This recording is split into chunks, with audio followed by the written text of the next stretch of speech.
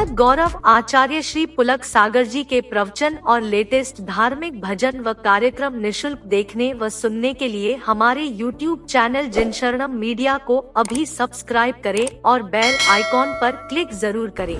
वाणी में वीणा की झनकार होना चाहिए, लेकिन आज वीणा की झनकार नहीं, वाणी में बाण बसे हुए हैं। ध्यान रखना, एक महाभारत का युद्ध हुआ इस देश में। एक बात याद रखना, ये महाभारत द्रौपदी के चीरहरण से नहीं हुआ है। ये महाभारत जुए में हार जाने से भी नहीं हुआ है। ध्यान रखिए, ये महाभारत शकुनी के पासे बदलने से भी नहीं हुआ है। ये महाभारत इस देश में यदि हुआ है तो ध्यान रखना, दुर्योधन के कारण भी नहीं हुआ है। ये महाभारत इस देश में यदि हुआ है तो द्रौपदी के कारण इस देश में महाभारत की रचना हुआ करती है। मान्यवर, आप विचार करिए, जब पांडवों को खंडप्रस्थ दिया गया कि जाओ पांडुपुत्र, धृतराष्ट्र ने कहा खंडप्रस्थ तुम्हें दिया जाता है, पूरा हस्तिनापुर दुर्योधन को दिया जाता है। ध्यान रखना, प्रस्ताव रखा,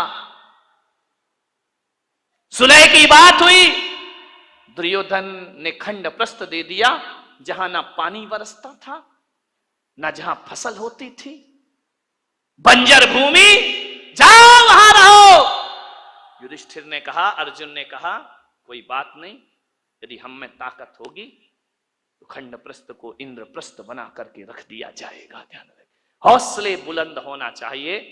खंडप्रस्थ दे दिया, जहां पर खंडरी खंडर है, बंजर भूमि है। पांचों पांडवों ने पुरुषार्थ किया, मेहनत की, खंडप्रस्थ को इंद्रप्रस्थ में तब्दील कर दिया और इतना सुंदर बनाया।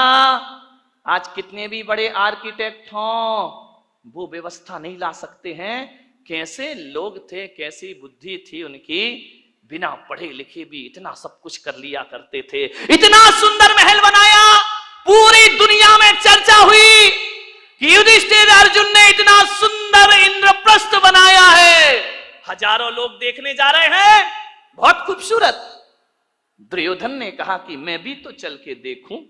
गया इंद्रप्रस्थ में, और जैसे ही इंद्रप्रस्थ पहुंचा दुर्योधन, इतना अद्भुत महल था, जो दिखता था वो होता नहीं था, और जो होता था वो दिखता। दुर्योधन ने अपनी धोती संभाली, उसे लगा कि यार यहां तो पानी पानी दिखाई दे रहा है। धोती संभाल करके चल रहा है, वहां तो पानी था ही नहीं, केवल दिखाई देता था। आगे देखा दुर्योधन ने, रंगोली बनी हुई है, चौक पूरे हुए, बहुत सुंदर है। अरे बोले, यहां से तो आ गया, अब क्या धोती पकड़ना, अब क्या अपने को संभालना। इतना सुंदर, आंखें फटी की फटी रह गई दुर्योधन की। आगे बढ़ा, पानी था, गिरा छपाक से पानी में, पूरे कपड़े गीले हो गए। जोरदार अट्ठास हुआ झरोके से, बड़ी जोर से व्यंग की हंसी आई। उसने कहा, देवर जी ये क्या हो गया। द्रौपदी की आवाज आई, गिर गए। अरे संभल के चलना सीखो देवर जी।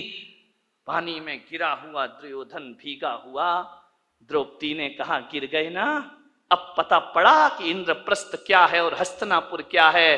अरे तुम कैसे संभलोगे, अंधे का पुत्र अंधा ही होगा। बस यहां से महाभारत शुरू हो जाया करती है। द्रौपदी का चीरहरण महाभारत नहीं था, जुए में हारना महाभारत नहीं था। द्रौपदी का एक तीखा वचन कि अंधे का पुत्र अंधा ही होगा, बस इतनी सी वचन महाभारत की रचना करते हैं। ध्यान रखिए, उसी दिन दुर्योधन ने कसम खा ली कि आज जो अपमान तूने मेरा किया है, आज जो भरी सभा में तूने मेरा उपहास किया है, ठहर जा।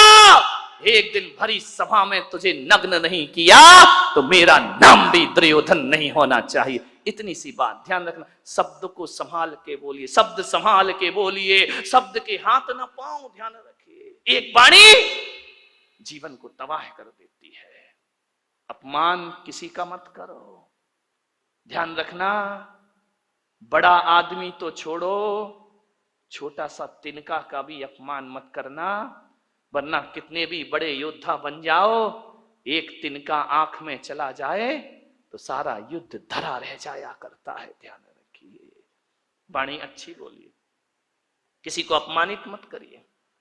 एक तीखे वचन ने, एक कटु वचन ने महाभारत की रचना कर दी। ध्यान रखिए, मीठा बोलो, अच्छा बोलो, विपत्तियों को आमंत्रण मत दो, मुसीबत को आमंत्रण मत दो। एक तीखा वचन 1000 विपत्तियों को लेकर अपने साथ आया करता है। ध्यान रखिए, बोलो तो बोलो सदा मीठे वचन। ध्यान रखिए, जो काम सख्ती से नहीं होते वो काम मिठास से हो जाया करते हैं। खुदा को भी पसंद नहीं शक्ति जुबान में, खुदा को भी पसंद नहीं शक्ति जुबान में, इसीलिए नहीं दी हड्डी जुबान में। ध्यान रखिए, पूरे शरीर में हड्डियां हैं, जुबान में हड्डी नहीं है, क्योंकि शक्ति पसंद नहीं करता वो ईश्वर। जुबान तो मुलायम होती है ना। ध्यान रखिए, जुबान जितनी मुलायम है, वचन उससे ज्यादा मुलायम होना चाहिए। एक बात याद रखना, जुबान में हड्डी तो बिल्कुल नहीं होती, एक भी हड्डी नहीं है जुबान में। लेकिन एक बात याद रखना बारामती वालों, उसमें हड्डी तो एक भी नहीं होती है, लेकिन ताकत इतनी है कि सारी हड्डियां तोड़वा के रख देगी। ध्यान रखना, एक भी हड्डी नहीं बचेगी। यदि वो अपनी पे आ गई तो सारी हड्डियां तोड़वा देगी तुम्हारी। बहुत महत्वपूर्ण है जुबान का, ध्यान रखना। आंख एक है, आंख दो है, काम एक है। ये आंख भी देखती है, ये आंख भी देखती है। कान दो हैं, दायां कान भी सुनता है, बायां कान भी सुनता है। नासा द्वार दो हैं, दाई नासिका, रामदेव बाबा अनुलोम विलोम है ना, दो होती है। ध्यान रखिए, विचार कर, बड़ी दिक्कत हो गई इस देश में। किस्मत है मेरी कि इतनी महिलाएं और इतने पुरुष मेरे प्रवचन में आ रहे हैं, वरना टाइम किसके पास है? महिलाओं के पास तो और भी नहीं है। एक महिला से मैंने पूछा प्रवचन में नहीं आती, बोले नहीं आती महाराज। मैंने कहा क्यों नहीं आती है? बोले करूं क्या महाराज, रात को 12 बजे तक तो एकता कपूर जगाती है, रात को 12 बजे तक तो एकता कपूर नहीं सोने देती है, और सवेरे 4 बजे रामदेव बाबा जगा देते हैं। हम करें, कहां से आए तुम्हारे प्रवचन में? इतने बिजी हैं हम लोग। ध्यान रखिए, समझिए, मान्यवर। दो नासा द्वार है, काम एक ही है। दो हाथ है, काम एक ही है। दो पैर हैं, काम एक ही है, दोनों पैर चला करते हैं। लेकिन जुबान अकेली है, इकलौती है, इकलौती औलाद है अपनी लीलावती।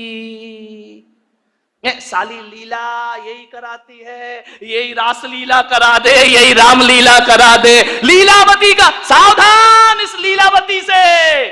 2 अंगुल की जुबान 5 फीट के शरीर का सत्यानाश करा सकती है। ध्यान रखिए, ये जो लीलावती बैठी है ना, इस पे कंट्रोल रखो, कंट्रोल कंट्रोल। ध्यान रखिए, ये जो लीलावती है बहुत नटखट काम करती है, पूरे शरीर में अकेली है, इकलौती औलाद है इस मुंह की। लेकिन एक बात ध्यान रखना, ये जो लीलावती है ना, है तो अकेली, काम डबल करती है। ध्यान रखना, एक चखना और एक बकना।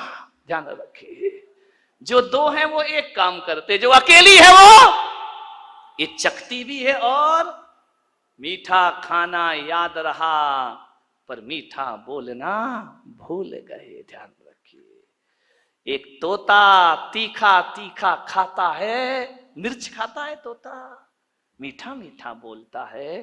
और हम मीठा मीठा खाते हैं, बोल दो तीखा तीखा बोलते हैं हमें जुबान से। जुबान को संभाल के रखो, वाणी सुंदर बनाओ। एक कितनी भी सुंदर महिला हो, खूबसूरत महिला हो, आसमान से उतरी हुई परी हो, ध्यान रखना, आप सोचते हो ना कि थोड़ी सी लिपस्टिक से हम बड़े अट्रैक्टिव लगेंगे। नहीं नहीं, कौन बोला महाराज हमारे पीछे क्यों पड़े हो तुम? ध्यान रख, लिपस्टिक लगा के आप सोचते कि हम सुंदर हो गए हैं। आपसे निवेदन करता हूं, ओंठ कितने भी सुंदर बना लो, कितने भी लिपस्टिक लगा लो, कितने भी पतले ओंठ हो जाएं तुम्हारे, कितने भी गुलाबी ओंठ हो जाएं, लेकिन वाणी कड़वी हो तो बताइए आपका सौंदर्य कितनी देर टिकने वाला है। ओंठों का सौंदर्य ज्यादा नहीं टिका करता है। मुझे तो समझ नहीं आता है, ये महिलाएं लिपस्टिक लगा के अपने को सुंदर समझती हैं, आदमी तो लिपस्टिक नहीं लगाता ना। नहीं, बारामती का मुझे पता, लगाते हो क्या?